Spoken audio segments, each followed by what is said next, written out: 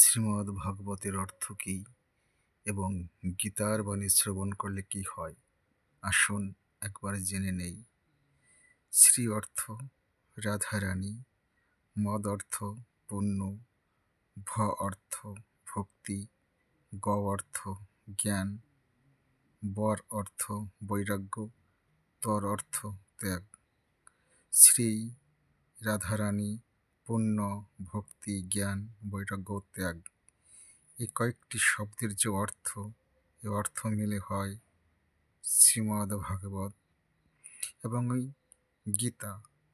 এবং আমাদের জীবনে গীতা অধ্যয়ন করলে, পাঠ করলে কি হয়, তাহলে শ্রবণ করুন।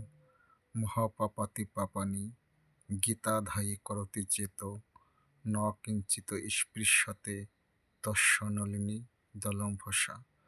অর্থাৎ গীতার বাণী শ্রবণ করলে কিংবা পাঠ করলে মানুষের জীবনে, সে যদি মহাপাপীও হয়, সে যদি সারা জীবন অপরাধ করে, তাহলে সে যে মহাপাপ করবে, গীতা অধ্যয়ন করলে কিংবা পাঠ করলে পদ্মপত্রে যেমন জল স্পর্শ করতে পারে না, তার শরীরেও কখনো পাপ স্পর্শ করতে পারে না। তাই গীতার মহামূল্যবান শ্লোক পড়ুন, ভগবানের সান্নিধ্য লাভ করুন।